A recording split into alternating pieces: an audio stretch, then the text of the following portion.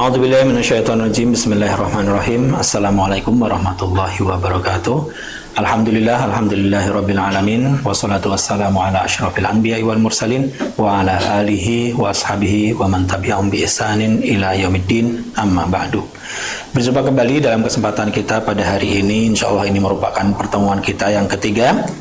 Dan kita akan membaca dalam Kitabus Shaum ini pada halaman 13. Kita akan melanjutkan belajar bersama di sini, akan membahas tentang Fadhailus Shaum, yaitu keutamaan-keutamaan dari ibadah puasa.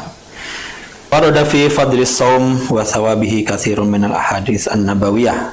Telah terdapat banyak sekali hadis-hadis Nabi yang membicarakan tentang kemuliaan puasa, juga pahala puasa, dan diantaranya adalah terdapatnya atau tercapainya kebahagiaan bagi seseorang di dunia dan akhirat. Nabi SAW bersabda, "Lis-shaimi farhatani, farhatun inda fitrihi wa farhatun inda liqa'i rabbih." Orang yang berpuasa memiliki dua kebahagiaan. Yang pertama adalah kebahagiaan ketika ia berbuka puasa, dan yang kedua adalah kebahagiaan ketika ia bertemu dengan Tuhannya. Dan juga telah disebutkan bahwa seseorang yang berpuasa akan dijauhkan dari api neraka. Man shoma yauman fi sabilillahi ba'adallahu wajhahu 'anin nari sab'ina kharifan. Barang siapa yang berpuasa satu hari saja di jalan Allah karena ikhlas kepada Allah, maka Allah akan menjauhkan dirinya dari api neraka sejauh 70 tahun atau 70 musim gugur. Artinya 70 musim gugur dalam satu tahun terjadi satu musim gugur, maka maksudnya adalah 70 tahun. Jadi perjalanan sepanjang itu. Dan telah disebutkan juga bahwa puasa itu dapat memuliakan seseorang di akhirat dengan masuknya mereka ke surga melalui pintu khusus untuk orang-orang yang berpuasa, namanya Ar-Rayyan. Rasulullah telah menegaskan, "Inna fil jannati baban yuqalu lahu ar-Rayyan, yadkhulu minhu as-sha'imuna yaumal qiyamati la yadkhulu ma'ahum ahadun ghairuhum." Sesungguhnya di surga ada sebuah pintu yang namanya pintu Ar-Rayyan, yang mana orang-orang berpuasa, ahli puasa akan masuk dari pintu tersebut pada hari kiamat, dan tidak ada selain ahli puasa yang masuk ke surga melalui pintu itu. Lalu dikatakanlah, mana orang-orang yang berpuasa, maka mereka pun memasuki darinya, dan apabila salah seorang di antara mereka sudah masuk dan masuk orang terakhir dari ahli puasa, maka ditutuplah ughliqa falam yadkhul minhu ahadun, ditutuplah pintu Rayyan tersebut dan tidak ada lagi yang boleh masuk melalui pintu tersebut. Sebagaimana disebutkan juga bahwa puasa itu dapat memberikan atau dapat meraih ridho Allah Subhanahu wa taala, karena Allah Subhanahu wa taala telah ridho dan suka terhadap orang-orang yang berpuasa. Rasulullah telah menegaskan, "Walladzi nafsi biyadihi la khalufu famis shaim atyabu indallahi ta'ala min rihil miski." Demi jiwaku yang berada di dalam genggamannya, sesungguhnya mulut orang yang berpuasa itu lebih baik, lebih harum dan lebih wangi di sisi Allah daripada aroma kasturi. Dan kemudian di halaman 13 disebutkan dalam sebuah hadis, "Kullu amali bani adama yudha'aful hasanatu asyru amsalihha." Setiap amalan anak cucu Adam maka akan dilipat gandakan sebuah kebaikan 10 kali lipat. Ila sab'atin mi'ati dhi'fin, hingga 700 kali lipat. Lalu Allah berfirman, "Illa sauma," kecuali puasa, "fa innahu li wa ana ajzi bihi," karena sesungguhnya puasa itu murni milikku dan akulah yang langsung akan memberikan pahala kepada orang tersebut. Yada'u syahwatahu wa ta'amahu min ajli, karena dia telah meninggalkan hasratnya, syahwatnya, makanannya untukku semata. Dan makna daripada hadis tersebut, illa sauma fa innahu li, karena sesungguhnya puasa itu milikku, maksudnya murni untuk Allah Subhanahu wa taala dan tidak kepada selainnya, karena puasa itu adalah ibadah yang tidak bisa dilihat oleh manusia dan hanya diketahui oleh Allah semata dan orang yang berpuasa tersebut. Maka ia menjadi sebuah puasa antara seorang hamba dengan Tuhannya. Oleh karena itu Allah Subhanahu wa taala menjanjikan pahalanya langsung dari Allah sendiri. Innama yuwaffas sabiruna ajrahum bighairi hisab, Az-Zumar ayat 10. Dan sesungguhnya orang yang berpuasa itu telah bersabar, maka Allah akan memberikan pahala orang-orang yang sabar tanpa batasan dan tanpa hitungan. Sebagaimana diketahui bahwa sesungguhnya kesabaran itu ada 3 jenis. Yang pertama adalah sabar dalam ketaatan, sabar untuk menghindari hal-hal yang diharamkan Allah, dan sabar atas segala hal yang sakit ataupun perih ataupun menahan sakit. Dan itu semuanya ada di dalam sebuah ibadah bernama ibadah puasa. Para sahabat semuanya yang dirahmati Allah, dan sesungguhnya itu adalah kemuliaan daripada puasa dan keutamaannya. Dalam halaman 15 disebutkan, wa ana ajzi bihi, aku sendiri yang akan memberikan pahala kepada orang yang berpuasa. Maksudnya aku akan mengganjar puasanya tersebut dengan kemuliaan ketuhanan dan bukan karena dia melakukan atau hak sembahnya tersebut.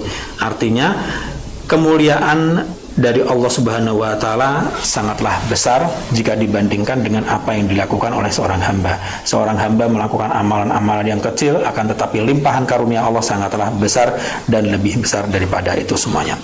Kemudian sahabat semuanya yang dirahmati Allah, kita langsung ke halaman 17. Kita akan membaca di situ tentang definisi as-shaum, ta'rifuhu wa hikmatuhu wa ahkamuhu. Definisi puasa, hikmahnya dan juga hukum-hukumnya. Yang pertama adalah ta'rifus shaum, definisi puasa.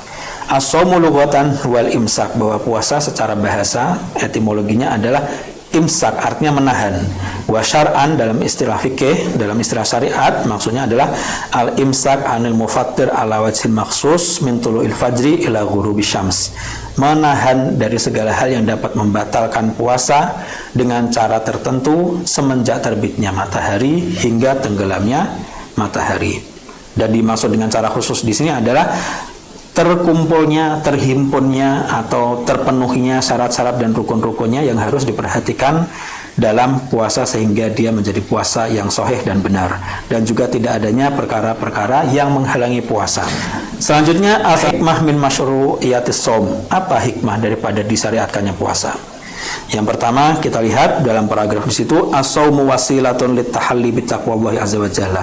Puasa adalah cara, media, jalan atau wasilah kita untuk berhias dengan takwa kepada Allah. Li'anna nafsa idza imtana'at an ba'dil mubahat ad-daruriyah ka ta'am wa syarab tam'an fi mardatillah wa khaufan min ghadabihi wa iqabihi.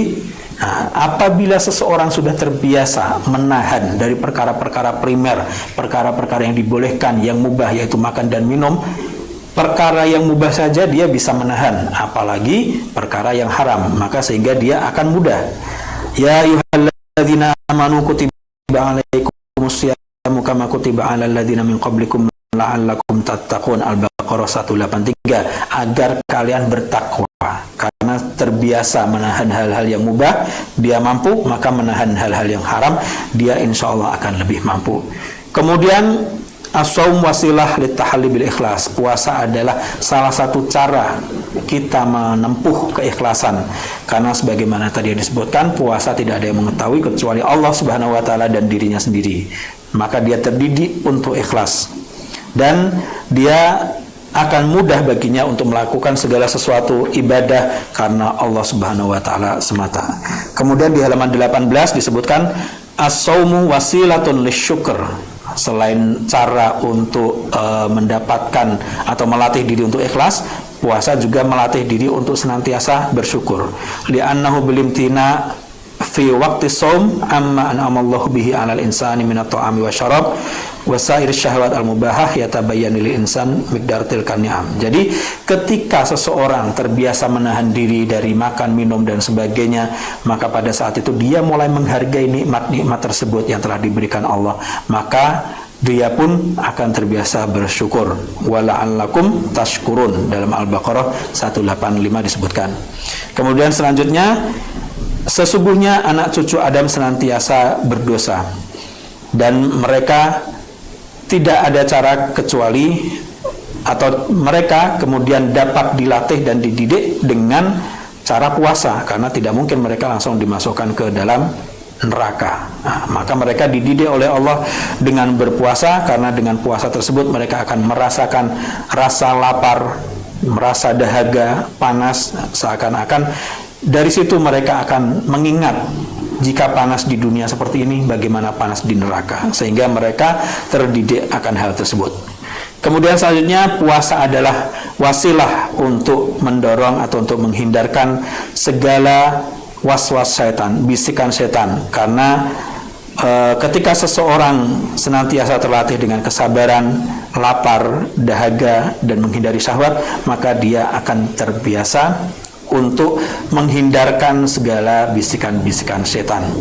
Kemudian selanjutnya di halaman 19, di paragraf terakhir, wa hikmatu wujubihi syahron, dan salah satu hikmah mengapa puasa ini diwajibkan dalam 1 bulan, liyakuna ma'asita al-ayam min syawal bi'adadi ayamis sanah, karena nanti ketika seseorang melanjutkannya dengan puasa sunnah 6 Syawal, maka dia seakan-akan menyempurnakan 1 tahun. Bagaimana hitung-hitungannya? Li'annal hasanata bi asyri amsalihha, karena sebuah kebaikan dinilai 10 kali lipatnya.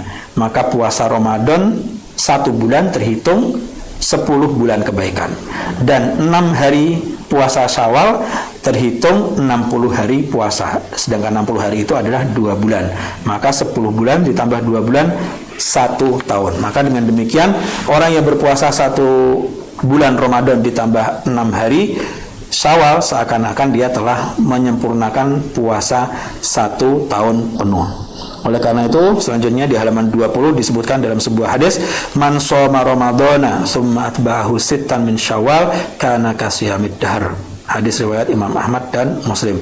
Barang siapa puasa Ramadan kemudian dilanjutkan dengan 6 hari di bulan Syawal, maka dia seakan-akan telah berpuasa 1 tahun penuh. Imam Nawawi telah menegaskan dalam mengomentari hal tersebut, qala ulama, para ulama menegaskan, wa inna makana dzalika kasiyamid dahr li annal hasanata bi asyri amsalha fa ramadanu bi asyrati ashurin was sittah bi syahrain. Jadi karena kebaikan itu bernilai 10 kali lipat, dan 1 Ramadan bernilai 10 bulan, dan 6 hari bernilai 2 bulan. Sahabat semuanya yang dirahmati Allah, demikian pertemuan kita pada hari ini. Insya Allah kita akan lanjutkan lagi dalam kesempatan esok hari. Barakallahu fikum. Wassalamualaikum warahmatullahi wabarakatuh.